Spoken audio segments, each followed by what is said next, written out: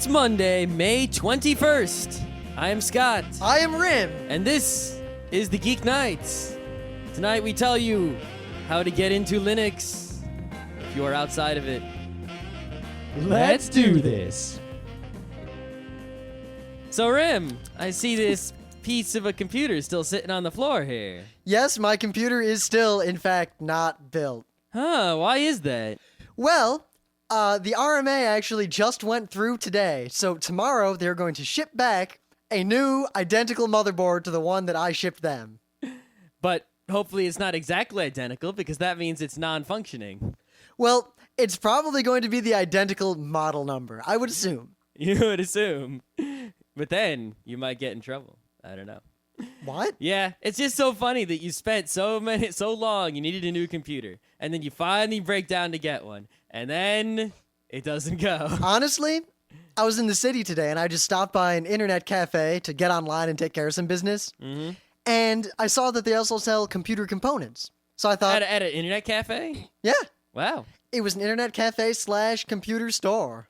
That's pretty cool and weird at the same time. Plus, it was $2 for like an hour, and the receipt lasts for, I don't know, a month or two, so... Oh, see, that's a good deal, because usually those places are like 25 cents, 5 minutes. Yeah. No, this is a pretty happening place up in the Bronx near 210th Street. I forget the name, or I'd give them a total plug because they're really cool. But I was looking around, I saw they had power supplies, and I saw they had some motherboards, but they didn't have the AB9 Pro, because if they had, there's a good chance I would have just bought one right then and just told Newegg to keep the one I sent back and pay the difference. Yeah, you'd have had to pay the restocking fee and such. It would have been worth it just to get the computer working. Yeah, I guess. Because a lot of the things that I want to do with the show are waiting on the new computer, because the new computer includes a lot of hard drive space. Here's the thing that I find funny, though, right? Now that you paid so much for the computer, you got it and it doesn't work, you're willing to pay more money just to make it work. If you would have bought the Dell, it would have just worked. But the and Dell... you would have also spent more money. The Dell would have cost a lot more money than any of the money I would have spent on upgrading. I don't know. I know, because I looked. The Dell that costs about $400 more than what I paid for this thing is a lot slower and doesn't have a good video card. But it just works. Also has a lot less RAM. But it just works. It's not worth it. It's a piece of crap. I'd have to replace half of it. It'd be fast enough for you. You don't really need whatever extra speed you're getting. But you need it. Something that works is better than nothing. Nah, considering all the video I'm probably going to have to be cross-transcoding for Challenger on Fire. Yeah, maybe. Plus the show, which, considering that I'm setting up a straight-on filter macro that's going to pretty much automatically do most of my editing for me, that, all told, will take a while, unless the computer's really fast. Yeah. I actually kind of want your computer to just got freaking work already. So I want to see like how the Ubuntu Studio works, and I want to see just how fast it is and all that. Oh, I'm really looking forward to it. I'm going to have at least 4 operating systems. Because the one I have at work is stupid fast, so this has to be stupider fast. I'm going to have an Ubuntu. I'm going to have an Ubuntu Studio. I'm going to have a Gen 2, and I'm probably going to have a Windows. Yeah. At least... yeah, so get this. Speaking of Ubuntus and Gentus, right? So, Ubuntu. Yes, if you use a Linux distribution such as Gentoo, right? When a new version of the Linux kernel comes out, let's say 2621 comes out, then if you're currently using 2620, you have the opportunity to upgrade to 2621.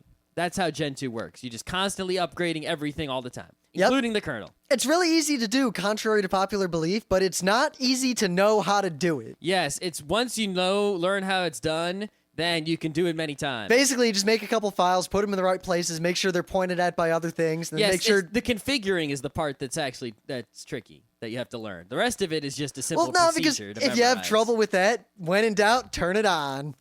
Not really, no. But basically, Ubuntu doesn't do it like that. The way Ubuntu works is if you are using, say, edgy-eft, all right, you will always have kernel 2617. You will never get 2618 or 2619 or 2620. You'll always have 2617. Furthermore, you'll have the 2617 that they made. Yes, and they might upgrade the 2617 to a better 2617. You know, if there's a bug in it or something, they'll patch that bug, but they will never give you the new features in 2618 or 19 or anything else, and they will never upgrade you to the newer kernel.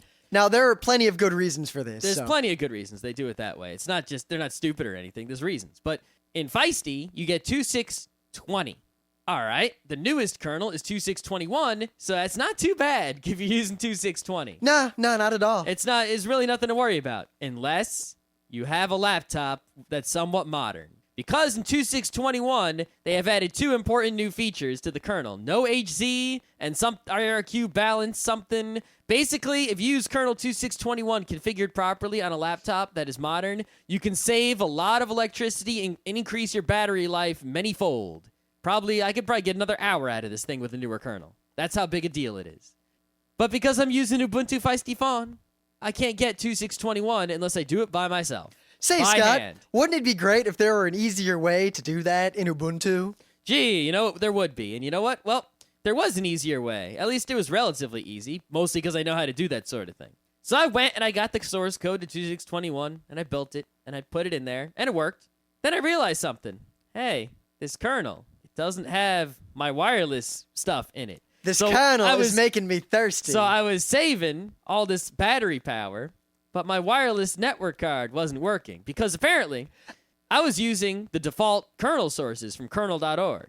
And, of course, the Ubuntu kernel is not just this kernel source from kernel.org. The Ubuntu people put a bunch of patches and stuff in there, including the stuff that makes my wireless card work. Yeah, I mean, even in Gentoo, you get some patches, because there are patches that aren't really part of the bare kernel that are really important or very good. That's basically how you add stuff to the kernel that isn't already in there by default, is you take other source code and you kind of patch it in, and then you can enable more options and whatever. So the default Linux kernel from kernel.org that Linus Torvalds and those people released does not have the stuff to make my wireless card work, and the Ubuntu people are so nice they put it in there for me. But if I want a newer kernel, the Ubuntu people aren't going to do that for me, and I have to go get that wireless stuff myself. Now, I know how to do it, but it's a huge pain in the ass. A huge pain. It's not even worth it. So I'm basically going to suffer with shittier battery life and working wireless until Gutsy Gibbon comes out, because my other option is to switch distributions. Well, it's either stay where I am, suffer a pain in the ass, switch distributions to something like Gentoo, which is also a pain in the ass, or I don't know what. God, the thing is, I really like Gentoo. When Scott convinced me to try it way back, I really liked it, and I learned a lot in a real big hurry about how Linux works. I also liked it I didn't a lot. learn as much as Scott, partly because we started doing the show and I had other things going on, and my computer was slow, and it took 4 days to recompile X. Yeah. So after a while, I stopped playing with things and remaking my Gentoo.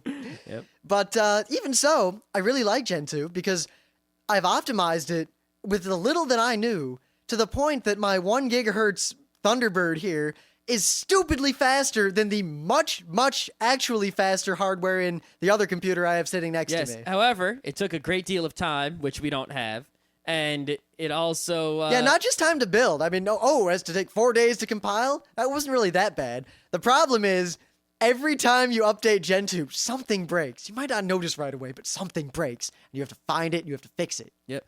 Also, you didn't actually go through the trouble of, by default, if you install Ubuntu, there's a whole bunch of things they do for you. Like, if you plug in a USB thumb drive, it'll just work and mount automatically and all that sort of stuff. Yep. In Gentoo, you have to set that kind of automatic functionality up yourself. It's not just done for you. Yep, So and I did. You didn't bother to do any of that shit. Well, I did get that working until my USB stopped working physically. Yeah. But, I mean, there are a lot of other things you didn't get working all the way. I didn't bother with UDEV. Yeah, you didn't bother, setting up special, ALSA configurations or... Well, I didn't really need to because... You just use, one stereo output normally. Yes, 'cause I and don't- one stereo input. I really haven't jumped onto the whole 5.1. Yeah, but you didn't enable the demix type of stuff that allows different programs to all play sound at the same time with OSS or ALSA. Yeah, or... the only reason I didn't do that is that Think about that. That's the perfect thing for people to understand here. In Gentoo, right? By default, if you don't do anything, you cannot have 2 programs play sound out of the same sound card at the same time. You have to set that up. That's the level of setting up we're talking about. Now, the here. worst part is, with ALSA, at least, that was easy, and it worked right away. I set my ALSA up pretty damn well. Yep. With the OSS, which the old Flash was using, I had a few issues. Yeah. A few, and I gave up because it wasn't worth it. Yeah, but the point is, Ubuntu does a lot of those things for you. Yep. And, Actually, that's why I'm really, really excited about this Ubuntu Studio, and I really want to play with it, because even if I don't use it, the kernel that they make for it is generally an Ubuntu kernel, except that it has low latency patches, which I don't really want to bother applying myself, and I don't really want to make my own kernel. And if they've made it already, then I'm on board. I think other than that, it appears to me that the only difference between Ubuntu Studio and Ubuntu, besides the low latency kernel, is that by default it comes with a bunch of multimedia production applications already installed, like the GIMP and the Ardour and the Centerlera. Yeah, it looks like they also make it real easy to make Jack work and a bunch of stuff. I still have to look into it. I haven't really. They also changed the theme. Actually, I want to steal the theme from it because it looks really nice. It's a dark theme that doesn't screw up your computer, which is rare for GTK. Basically, mostly because of Firefox. If it is pretty much just Ubuntu with a few changes, I'm probably going to run it instead of Ubuntu. That's probably a good idea for you. And if it's not, or if there's anything fishy, I'm probably going to steal its kernel and then run Ubuntu with it. You can do that if that works. That'll probably be a lot easier than making my own. Yep, absolutely. All right.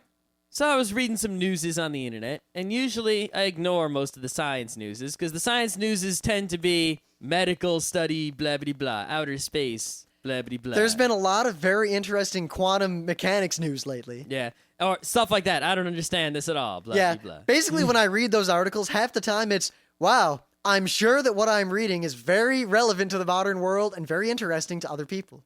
Yes. But here's the science news that I understand and is very awesome. Basically, they invented a new kind of plastic that both attracts and repels water. It is hydrophobic and hydrophilic, but not just hydrophobic and hydrophilic. Super hydrophobic and super hydrophilic. Now, this has a lot of applications, but what I thought was really cool is the number one application they seem to talk about the most in the article is collecting water for people in the desert in Africa and other such places. And I'm like, collecting water? Apparently, there's a lot of places in the desert in Africa and other deserts, I think, where there are desert fogs. And they collect water from the desert fogs with sort of like these meshes, and the fog. I actually had a condenses survival on the guide mesh and- from when I was a Cub Scout, and it described in the desert how to make one of those meshes and then drain water out into a bucket at the bottom. Ah, that's pretty cool. Yeah. Well, apparently, using this plastic, what you could do is you could make a strip of the plastic where the top part of it was hydrophilic, and the bottom was hydrophobic. So the top part would attract all the water from the fog, right?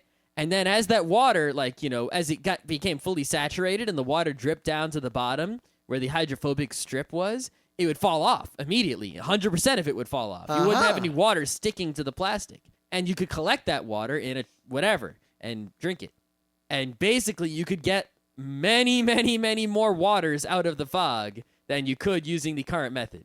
And there are many other applications of this thing. For example, like chemistry labs and things, and medical tests and medical equipments and all sorts of stuff. Those are probably the vaguest possible ideas. Well, I mean, I could even imagine it, though. Like, I'm in a chemistry lab, right? You know how you deal like a test tube and you clean it, and then there's always like some water still in there? Yep. Or like you put in exactly X milliliters of water and then X milliliters of a chemical, and you stir it up and you heat it or something in a chemistry lab, and then you pour it out of the test tube into something else, and then there's always some left in there. So now you're like, how much is left in there? Maybe like 2 drops. How much is that? Is that going to throw my measurement off? And it always throws your measurement off by some decimals, whatever.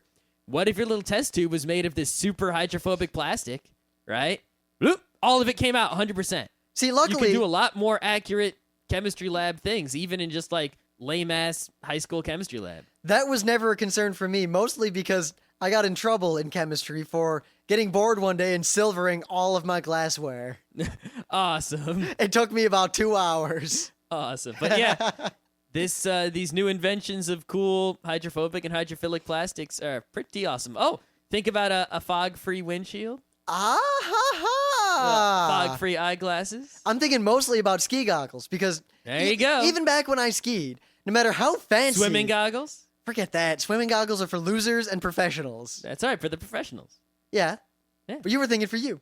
Astronaut helmets. I don't know if they have a problem with fogging. Scuba diving helmets. See, I remember skiing as a kid, and no matter how expensive they were, whatever I got to put on my face, it would either immediately scratch up and you couldn't see through it because the thing that made the fog not appear also made it really scratch non-proof, to go about to say that in a very poor way. Yep. Or it would fog up and I couldn't see. LCD screen, maybe? Like, wouldn't that keep all the water off? I guess. I don't know. What water?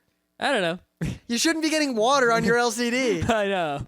Nothing's Maybe worse. you could make, though, a waterproof laptop because it would basically just expel all water. If only I could make a finger-proof LCD. That would be awesome. All right. So, yeah, cool plastic. You should read about it. I guess it just proves, once again, our theory, well, not our theory, but our basic idea that science is always making the world better, and most problems can be solved by the direct application of science. I'm pretty sure all problems can be solved by science. Well, there is one possible You just exception. have to have a broad definition of science. Oh, no. I'm saying there is one possible exception that may be All right, entropy. what is... Oh, yeah. Yeah. Well, the thing is, we might not be able to solve the problem, but, if it's a problem that is solvable, then science is the way to solve it. No. Yeah. So, with all these computers we've been using and building and all this technology for the past 20 years or so, every now and then you see articles, they come and go, always in clusters, about the issues of dealing with all the waste from computer products. And it's really not a trivial issue, despite the fact that it's not often in the media. And when it is in the media, it's only there for a flash, and then California passes some sort of law, and then it disappears again. Yeah, people always talk about how, like, motherboards is like so much poison gas and you dispose of it because it basically is just a board made of poison gas. Yeah, computer components are incredibly toxic, especially when you collect them in mass. Yeah, there's a lot of places that will basically collect old computers and take all the pieces and to make new computers. Not new, but functioning computers, and then give them out, install Linux on them, and give them out to people who don't have computers and stuff like that. According to foreign policy, currently there is 17 times more gold in computer waste per unit weight than in gold ore. Huh. And there's 40 times more copper than in copper ore. Well, maybe we should get the gold and the copper out and not let the poison gas get out. Well, you know what? It just so happens that is exactly what has been going on in the world for a long time, which is good. It is going on in China, which is bad. What? China's collecting gold. What's wrong with that? No, because what's happening is they're collecting, it's not just China, it's a lot of third world or developing or basically non-Western industrialized nations that are taking all of this waste in mass, gigantic amounts of it, paying people practically nothing to sort it and deal with it and run the machines, poisoning horribly the atmosphere they and let the land, poison gas get out. and they're letting the poison gas get out. Particularly, they're Don't poisoning... they know it's like the first rule of computers? You don't let the magic smoke get out. What do you think the magic smoke is, people? It's poison. See, the thing is, in China, That's what makes computers work. Poison gas. they just don't have to care about that. There aren't as many environmental regulations. Well, and- you know what? It doesn't really bother me, but they're going to be pretty sorry. If you're sitting there taking gold out of a computer, it's sort of like Indiana Jones. He takes a statue, and then a rock rolls him over. These people, they're going to take gold out of this old computer, and then a poison gas will kill them. Well, the worst So part they is get what that they deserve. because of the way these industries run, the people actually doing the work and being poisoned and living near the factory are not the ones profiting. They're being paid practically nothing. Oh, well, their problem. I think it's a little more far-reaching than that, but the fact remains that the amount of computer waste and technology waste that the United States alone is producing is growing at a startling rate, and yet the only solution we have so far is to ship it to China. I don't know. I think what we should do is we should scrape all the gold off and then send it to China. The process of scraping the gold off, to do it well, is very expensive, and you don't scrape it off, you use solvents. Does it cost more than the gold? Slightly. But then why? How is China profiting? Because they don't have to worry about safety or regulation or people. Yeah. Maybe we should. I don't Should know, what? Find a way to make it profitable. Oh, yeah, even if it is profitable, it's always more profitable to do it in China. And if anyone does it here, they can't compete with the people in China. I guess if you had a machine that did it with no people, But even then, it still generates horrible waste. you can make. Well, you just put the horrible waste in a barrel and put it with the nuclear waste. But we don't even store the nuclear waste anywhere. I know. It's all still sitting at the nuclear power We'll plants. talk about that another day, why that is. Yeah, in fact, I believe there's a forum thread about that right now. There might be. Suffice to say, it's an interesting and complex issue that we would probably have to spend at least a whole show to actually cover in any depth. But Someone should sell a home kit where you can collect the gold out of your old computer. it's not that easy. It's having worked at IBM in a factory where we kind of did the reverse and put the gold on. I can say that it is not easy to put the gold on, let alone to take the gold off. Oh, well, I'll leave the gold. I'll just take the platinum back. There's not so much platinum. That sucks. Who wants it then?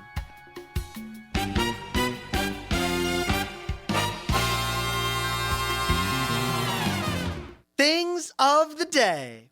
Now, I wasn't so much a fan of the show, at least not as much as Scott, but the Jetsons at least has to be respected for being popular when it was on TV. Yeah, I mean, I didn't really think about the Jetsons that much, but when I was a kid, I watched it and I liked it. And now that Rim found it, a bit of it, I was like, oh, yeah, I remember that. I like that. Yep, well, I mean, as a kid, I always preferred the Flintstones. And above that, I always preferred my Nintendo, but I digress. Yeah, of course. But I don't know, Flintstones or Jetsons. It's tough. What about the movie? The When the movie with both of Flintstones- them sucks. Yeah, when they meet, it wasn't so bad. It sucked. Wasn't any worse than any of the shows. I think I like Dino and Barney Rubble better than I like any Jetsons characters, but the plots of the Jetsons episodes I think I like better. Yeah, I like Cogswell. I liked Cogswell was Spacely. my man. Well, the only problem with Spacely is he was awesome, except when his wife punned him. If he stood up to the wife, he'd been the best ever. He was a dick, though. Yeah. And if awesome. anything, he should have fired George, because George was a terrible worker. Should have, but didn't. What really bothered me was that George's job was just to push that button, which he couldn't even manage to do that half the time. Yep. Just use a drinking bird. Homer Simpson figured that out. Yep. Anyway, this is a little Family Guy spoof, and normally I don't go for this sort of thing as a thing of the day, but it's just the opener to the Jetsons until the last second. Yeah, it And- totally caught me by surprise. I thought it was something someone on YouTube put together and not something that was actually put together by Family Guy. Yeah, I wasn't sure what was going on. The joke was kind of worth it. Kind of like that other one where they made fun of Amadeus. Yeah. Suddenly at the end. Suddenly at the end. It was great. All right. I got this thing of the day here, and I kind of like the thing, but I looked at the website it's on, and I don't like this website because it's, I don't know. Really? Yeah. But anyway, the thing, I'll only talk about the thing. The thing is 15 useless or even dangerous eyesight myths.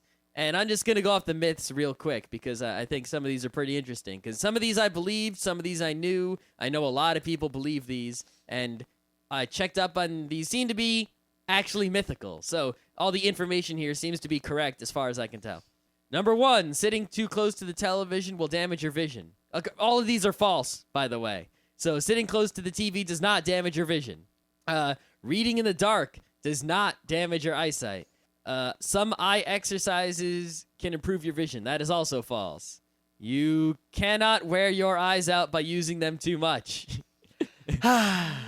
Vision does not improve in older people as they gain second sight. What that actually is, apparently, is... Oh, I know all about that. You tend to become farsighted as you get older. Well, no, it's that there's something with cataracts where at a certain stage, it actually changes your vision in a way where you can see better, and then it's actually the cataract advancing. Well, there's also a thing where if you're nearsighted, you tend to be farsighted when you get older. So as you become farsighted, it slowly corrects your nearsightedness. Yeah.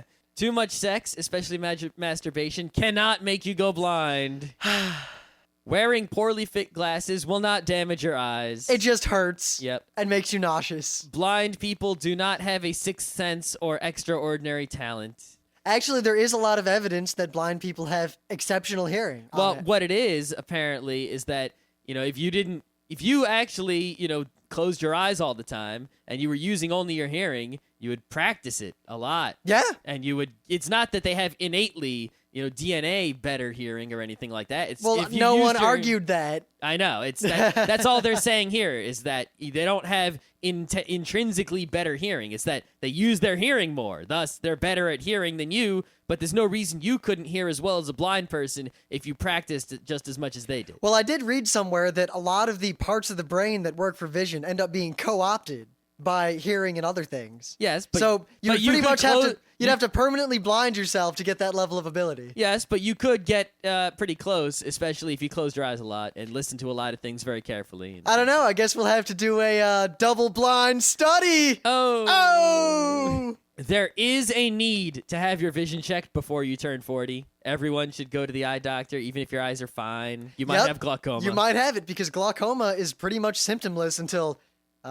shit, I'm blind. Yeah, my eyeball popped. Glaucoma is basically nothing. Eyes explode. And I think we're relatively higher risk for that than other people looking at screens all day. Yep. Plus, I actually used to get tested for that a lot, and I still continue to get tested for it every couple years. Yep. Also, for any of you who hate the glaucoma test, because basically they put a gun in front of your eyeball, and you have to hold your eye open while they shoot a blast of air into it. And if you blink, they do it again, and again, and again, and again. Why do they hold your eyelid open with a little thing? Because that's kind of hard to set up. Oh, okay. Well, apparently they don't test for it that way anymore. I don't know. I haven't been tested since the new way was used around here, but I hear there's a new way. All right. Doctors cannot transplant eyes. Not yet, anyway. That's correct. Scientists have not created a bionic eye. Well, they kind of have. Yes, but it's like you can see some dots of light. Oh, yeah. You can't frickin' see. Well, not yet, but the thing is, someday we are going to have that, because already prototypes and ways of doing that sort of thing kind of work, and it's getting better every day. Yep. It is harmful to look at the sun, even if you squint or use sunglasses. Do not look at the sun. If you look at the sun, you can blind yourself in like less than a minute. Yep. I don't know who would... Even if it's an eclipse. Don't look at the sun. God damn it. There is something you can do to prevent vision loss. Go to the eye doctor. Do what they say. Actually, there's a cool study about how apparently putting atropine drops in kids' eyes, if the kids are starting to get myopia, will prevent the myopia from progressing. Huh. That's interesting. Yeah, really interesting, and I really want to see more follow-up on that. It won't help me, but... Yep. And the last two myths. Although glasses make you see better, they do not make vision get worse over time. There was a friend of our family when I was a kid who, for many years after they realized that one of their children had vision problems, didn't get this child glasses because they were afraid that it would make the vision worse over time. So the kid had to suffer with not being able to see crap. Yeah, basically what happens is before you get glasses, you see this blurry world, and that's what you're used to. And then you put glasses on, and now the world is correct again. When you take the glasses off and you see that same shitty blurry world from before, it's so much worse because you're now comparing it to the correct world as compared to not nothing. only that, but once you start wearing glasses, your vision usually continues to degrade. So you keep needing stronger and stronger glasses. Yes, but your vision is not degrading because of the glasses. It's kind of like how a lot of parents of autistic children, well, I guess not a lot because these are just the wacko minority nut jobs. They think that vaccines cause the autism, when it just so happens that the symptoms of autism tend to come about right around the age that kids get all their vaccines. Yep, and the final myth. Post hoc, non ergo Yes. proctor hoc. Eating carrots will improve your vision. And, okay, basically, it is true that carrots are high in vitamin A, which is an essential vitamin for seeing. However, you don't need that much. Like, a carrot every day or two is enough vitamin A to see properly. And I'll in bet- fact, if you eat too much vitamin A, like a vitamin A tablet, that could be harmful. I believe, correct me if I'm wrong, not that you know, but I don't know either. I think vitamin A is the most toxic vitamin for humans. It might be. Because I have read of a lot of cases of vitamin A poisoning. Yep. You just need, like... Because it's one of those fat-soluble ones. Yep, you just need some vitamin A, and then you can see just fine. Eating like a vitamin A tablet isn't suddenly going to give you like X-ray visions or let you see like a mile away. And Yeah. It's you only need like a carrot once in a while. You know, if you eat salad with carrot, you're all right. It's cool. So, we haven't done this for a while, partly because, honestly, the only reason we had theme weeks was to force ourselves to have some show ideas or to otherwise get us out of some sort of slump. We never really used them proactively. Yep. Well, here comes the theme week. Watch out. And we actually planned this one. We actually are kind of excited about it because It's one of those theme weeks we came up with a long time ago and somehow never did, even though we probably should have a long time ago. Yep, and then it came up in the forums again about one of the geekeries, and how to get into it. So we decided, all right, it's time. Especially I after think it's some good of the... that we waited because this is sort of an important theme week, and I think now we can do it justice. Yep.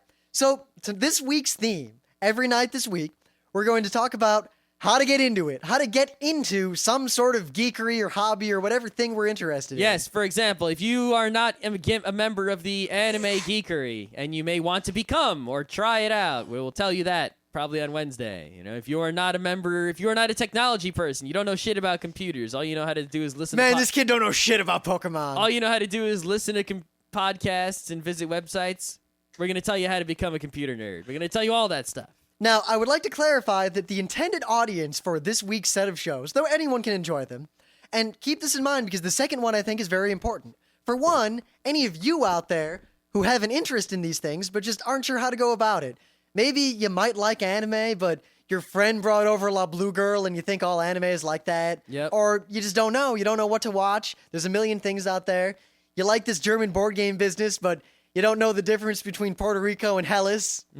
I think that this week has two main purposes in my mind. One purpose is I know a lot of people listen to Geeknights who are really mainly into like one of the geekeries. Like there are a lot of anime fans who listen to Geeknights. They listen to All the Days and they email us and they tell us, yeah, I listen to All the Days even though I don't really care about video games. Or, hey, I listen to All the Days, but I really only care about Monday. Yep. So for those people, we're going to help you out understanding the other days quite a bit. And also, if you have people that you know, say friends out there. See, this is the second part. And let's say you're an anime fan, and your other friends, they're not so much the anime fans. Well, you can apply the episode to your friends to make them get into it.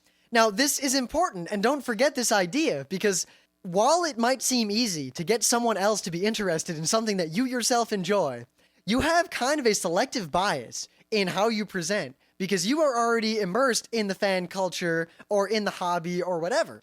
So a lot of times, anime is a good example, because someone in our forums asked, hey, I kind of am interested in anime. What anime should I watch? How do I get into this business?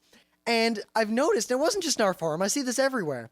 A lot of the people who give advice to people who aren't in their hobby will give them, in my opinion, absurdly useless advice that, if anything, is going to keep them away from your hobby. Yeah, it's like you go into some IRC chat room and you're like, hey, I'm thinking about using this Linux. What do I do? And some guy's like, OMG, and build your own computer and install Gentoo. It's like, well, that's something you do when you're already into it. That's not going to get you into it. That's just going to make you pissed off and tired. Yep. Or if someone wants to get into German board games, we're not going to throw Twilight Struggle, Hellas, and Puerto Rico I don't in think front of Twilight them. Struggle's a German game, but regardless, yes, you don't start out with that stuff. You start with the Settlers of Catan. Everyone knows. Yeah, that or possibly Carcassonne. Yeah, Carcassonne is the other one. Yeah. And thus, we realized that over the course of our years, the Front Row crew, we had a lot of common interests, but we also had a lot of disparate interests. And over time, all of us got all of the rest of us into many of our hobbies, and we became a semi-homogenous culture of interests. Yeah. I mean, in the most recent one, I think, is Pete has gotten us more and more into metal. Well, I think a lot of it is that when you're getting someone into something or getting into something yourself, someone pushing something on you rarely works. You have to discover it on your own. But sometimes, you know, you can try to discover it on your own and that'll work. But yet, if you try to discover it on your own the wrong way, you could have like this tainted first impression. And most people won't go back once they have that tainted first impression. Think about people who play D&D. How many of you out there who play Dungeons & Dragons and enjoy it have a friend who says something like, oh, I thought D&D would be really cool, but then I played it, and it was just a bunch of scary nerds, blah, blah, blah. It was stupid and horrible, and the DM was an idiot, and they just made stuff up, and it wasn't fun and crap. And a lot of those times, they just happened to play with a group of people who, in my opinion, were playing, at least, I don't want to say objectively bad Dungeons & Dragons or anything like that, because you can enjoy a game however you want, but they were not playing it in the way that I enjoy it. But because I enjoy it one way, and this person would probably also enjoy it that way, but they were tainted by another group of people who play it a different way, they have now written off the entire hobby. All right, let's not spend the whole episode talking about the week itself. Let's get into it. All right, so tonight, being Monday, Science and Tech Day, we're going to talk about how to get into quantum physics. Awesome. Step 1, be smart. Step 2, take a lot of calculus. Step 3, go to really fancy college with straight A's. Step 4, lots of internships and a hard life of much graduate school with lots of work and no fun and lots of math and no money. And then one day, Nobel Prize. One Right. day. That was easy. Yep. So how do you get into Linux? Much more difficult. Honestly, it depends how you want to get into Linux. Like, you could get into Linux like, hey, I don't want to be the random fool on the internet who doesn't know about Linux, so I want to figure out what the deal is. You could get into it like, I want to use Linux as my desktop computer. Or, you know what? I don't want to use Linux as my desktop computer, but I have websites and I host them, and I want to, know enough about Linux that I can do my hosting better. Or, hey, I want to actually learn about Linux and make Linux stuff and learn to code and all sorts of whatever. Now, see, here's the thing. I generally get the impression when it comes to Linux or anything like that the people who have the most success getting into it are the people who decided to get into it, or even if they didn't decide because they didn't know about it, someone who has identified a problem with the current way they do things and is looking for a solution. Even if they don't know that Linux is possibly the solution, or OS X, or whatever, they recognize a problem and are looking for some way to get around it. Because without some form of focus, some sort of goal, some sort of success condition, it is very hard, unless you have ultra high dedication or just a lot of free time and a great motivation in and of itself, to get into something like this. Because you have no way to succeed. You have nothing to keep you going, no goal to strive for, no reason other than for the fuck of it. Yeah, I find that with anything I do with computers in general, is that if I don't have some sort of actual goal, like if it's just if I want to learn a new programming language, but I don't have an actual meaningful project to do with it, I won't actually learn it. I'll just look at the tutorial and then forget what I read. Yep, that happened to me with, I think Python was a good example. When I was in RIT, I thought, all right, I should learn Python. Because I hate Java, and I hate coding, but Bash isn't really enough for the kind of scripts I need to write, and Python's really easy and really good and awesome. And I sat down, I started learning Python, and I got bored with it immediately and quit. Then, when I was working at IBM, I needed to write a script for something. I couldn't really do it in Bash. You probably could have. Oh yeah, but it would have sucked. It would have really sucked. You just sucked. No, it would have sucked. You could have done an awk. Well, part of it was that there were a bunch of Python functions that I had from other coders in IBM that did things. So I had to interface with these things, so I just wrote the whole thing in Python instead of... There you go. Yeah. Because I had this goal, I learned a bunch of Python really quick and finished the job almost immediately. I learned more in that week of having a goal with using Python than I did in 2 months of looking at books and trying to teach it to myself with no reason. Yep. So, if you're thinking about doing something with Linux, what's your goal? Is your goal to have a desktop that is free of spyware and doesn't crash? Because that's a good reason to go to Linux. Is your goal to have a computer that's easier to use? Maybe your goal is to give your parents a computer that won't have so many problems that you have to keep fixing. Maybe your goal is to buy a new computer and not have to pay for or pirate Windows. Yeah. Maybe your goal is, like I said before, to have some sort of, web server that you host and manage on your own instead of letting someone else do it for you. So I guess even if your goal, your real goal, is just, I want to know what this Linux business is about, I want to get into it, come up with something. Come up with some reason other than that to get into it. Otherwise, you'll just poke it and be bored, and it'll just be like a time waster. Because I think part of that problem is that Linux, particularly Ubuntu, has come far enough to where it mostly just works. So if you just turn on an Ubuntu CD, it's a lot like Windows. You can word process, you can get on the internet, you can play a couple of little games. And then what are you going to do? You're going to be like, oh, I can browse the web. I was doing that before with Windows or OS X, whatever you're using. Big deal. So I guess my advice here is if you have no purpose, no goal other than getting into it, like we said, then I think your best goal, your artificial goal, is to try to go an entire week without rebooting back into Windows. Force yourself to use Linux as much as possible, because then when you want to use your computer for something and it's not immediately obvious how to do it or make it work, you'll be forced to interact with the Linux and you'll learn a lot really quickly. Yep, I mean, for all your basic stuff, your instant messaging, your web browsing, and music listening, Linux is kind of going to just work for you, pretty much, especially Ubuntu. So, yes, but that's pretty much what most people do with their computers 90% of the time. But everyone does something weird with their computer once in a while. Maybe you like to encode videos, or maybe you like to, organize photos or something like that. And when that time comes, the thing that you don't do with your computer that often, but you do it, and you're using Linux, and you decided you're not going to reboot, you're going to end up learning something. Yep. I mean, it might be as simple as, say you've got some more stripped down Linux, and you need to open up a Word file. Well, now you realize you can't, and you'll go around, you'll find OpenOffice, you'll install it, it'll start working. Yep. Maybe you'll run into a Java problem, you have to fix that, the forums help you, you get on your way. So, the first thing you should do, if you're thinking about getting into Linux, is, of course, probably get an Ubuntu CD. You go to the Ubuntu website, there's an ISO file, you download it, you burn it to a CD, there's instructions on their website to help you out. You need a CD burner, by the way. You put the CD in your computer, you boot off of the CD, which there are also instructions on the website. Pretty much, that's the first thing to know about Linux.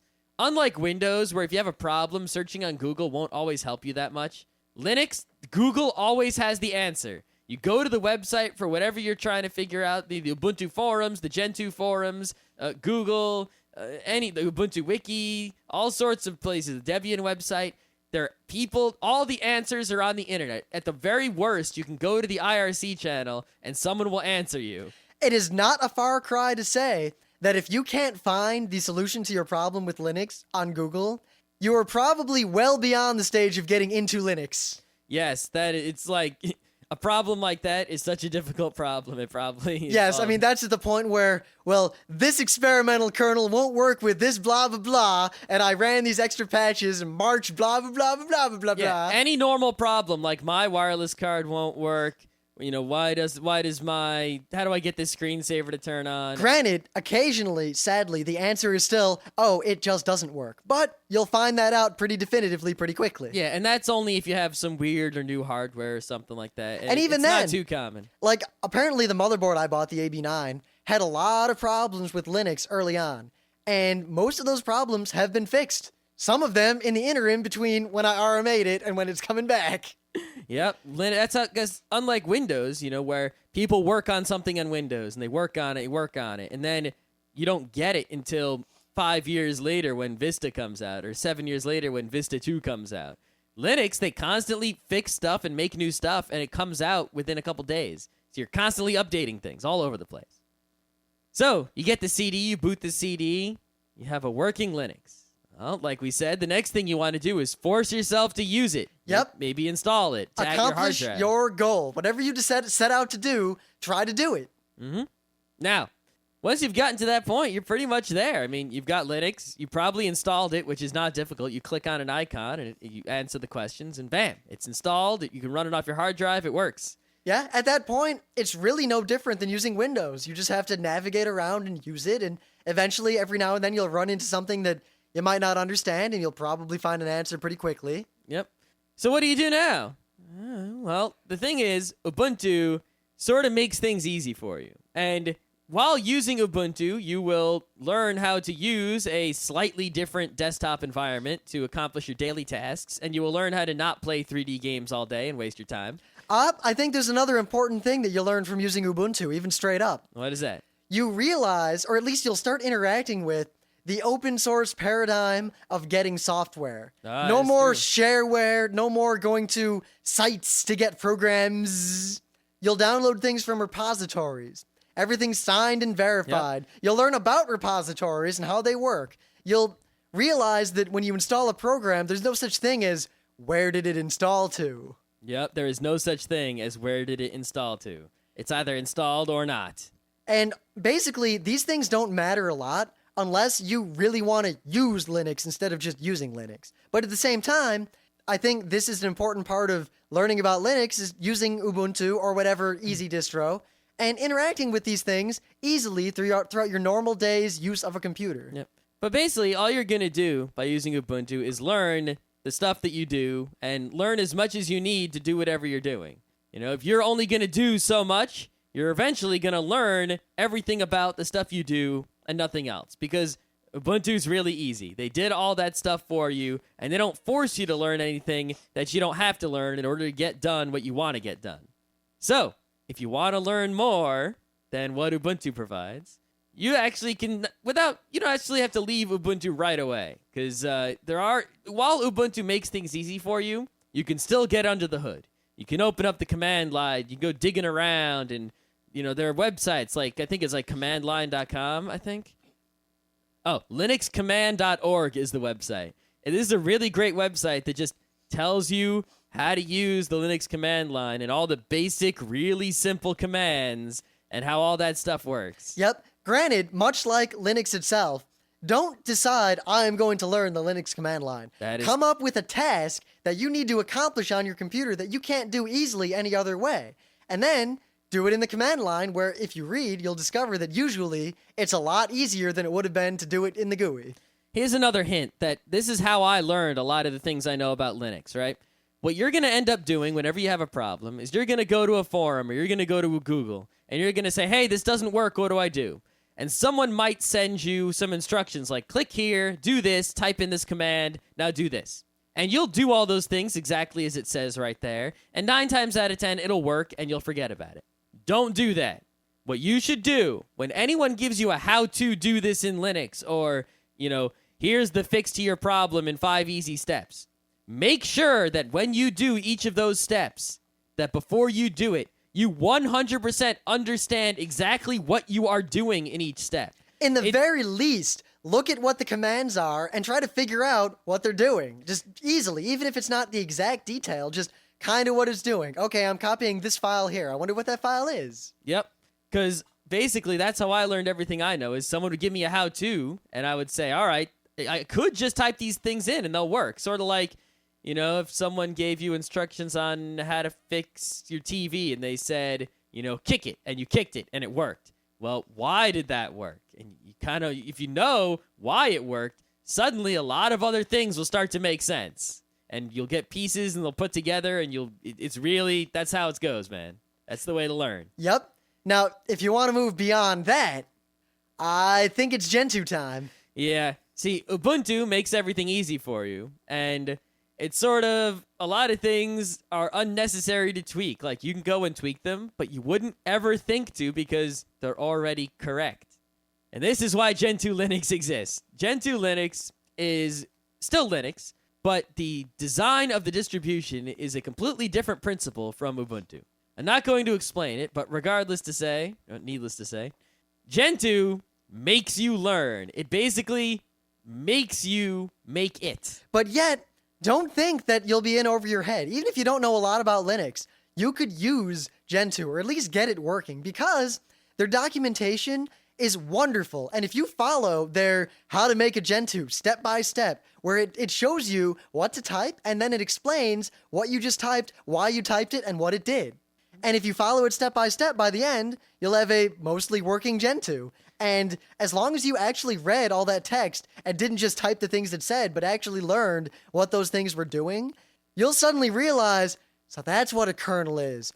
So that's where it is. Oh, that's how that thing works. That's what that piece does. See, because Linux is all pieces, unlike Windows, which is just one blob that's all Windows. It's well, I believe blob. you mean GNU Linux. Whatever.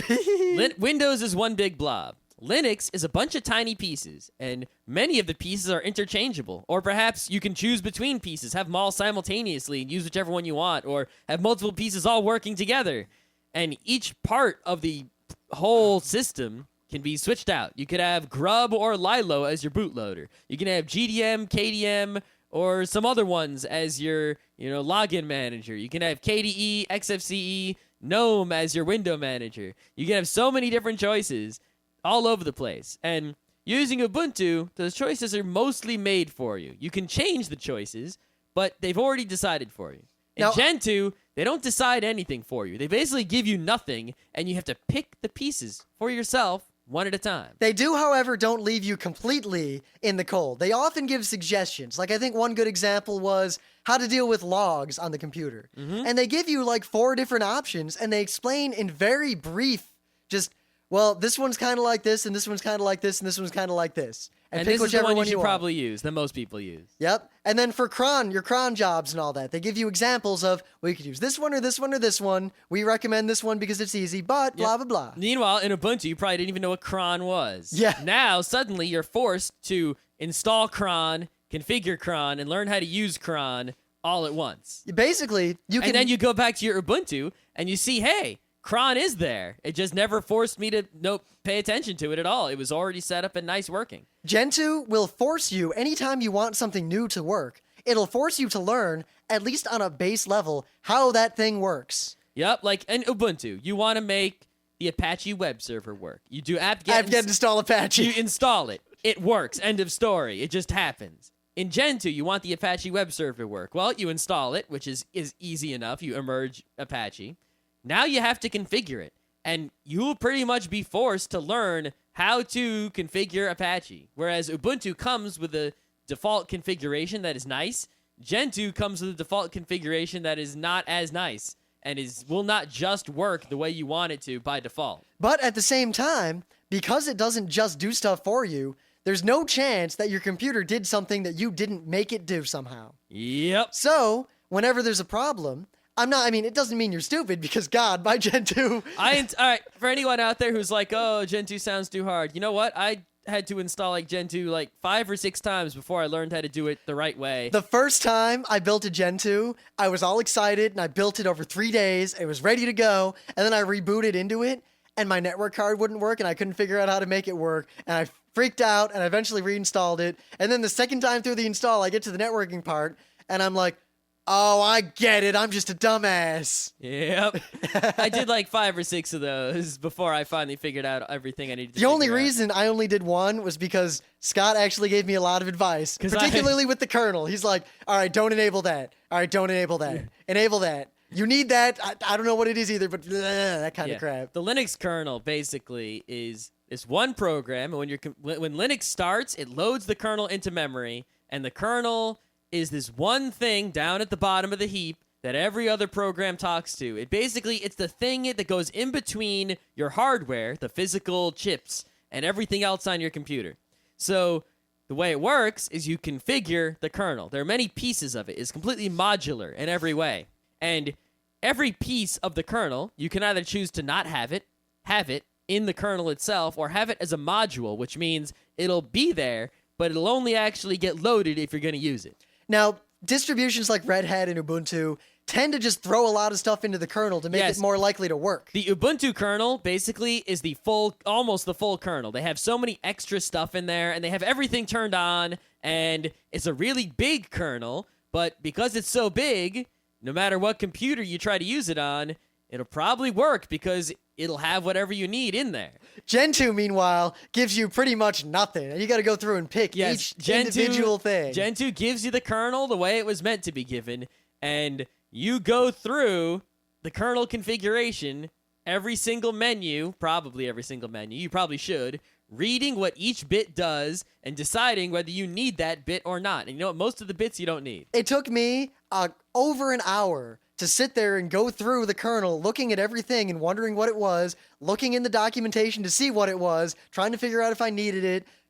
Some stuff I had to figure out, because you're booting with blah, blah, blah, you can't have that be a module because you won't be able to load the module before you need it. Mm-hmm. So you'll have to file it into the kernel, and blah, blah, blah, blah, blah, blah, blah. Doing this will not only familiarize you with your Linux system and the Linux kernel, it will also make you very familiar with the hardware in your computer, because if you don't know what hardware is in your computer specifically, you will have a very difficult time configuring the kernel to work with the hardware if it's a mystery box. And it's not just, I have X brand network card. It's all right, I have X chipset on X network card.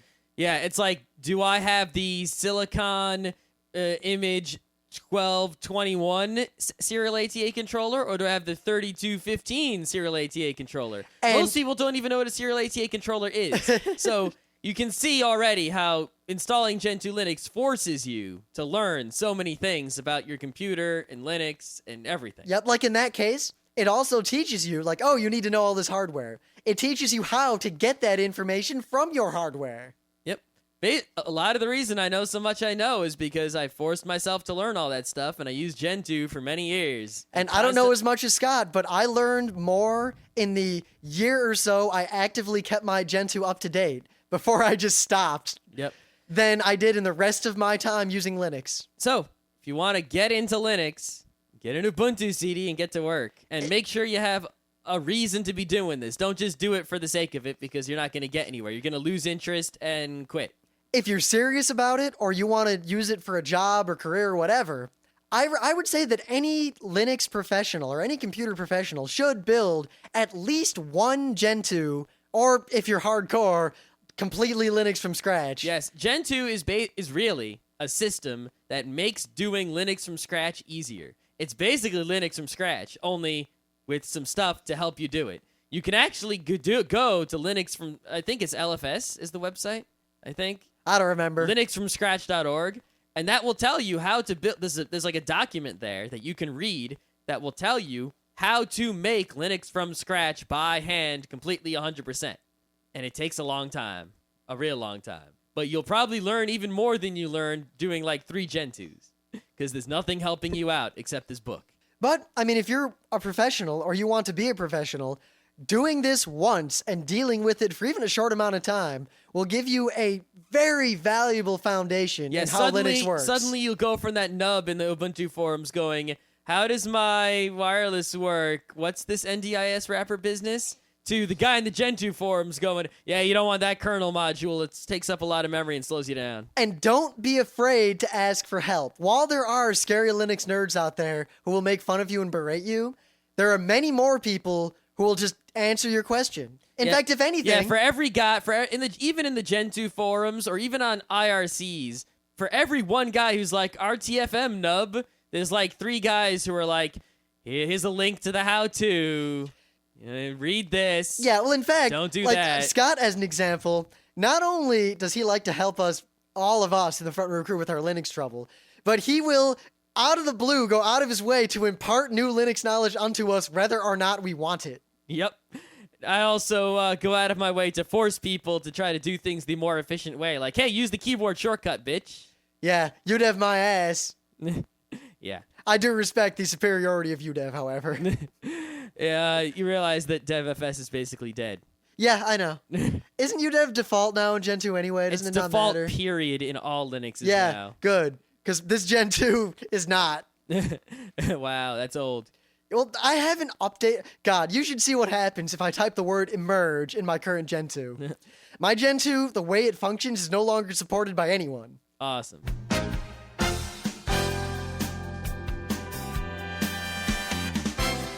This has been Geeknights with Rim and Scott. Special thanks to DJ Pretzel for the opening music. Be sure to visit our website at www.frontrowcrew.com, where you'll find show notes, links, our awesome forum, a link to our Frapper map, and links to all the RSS feeds.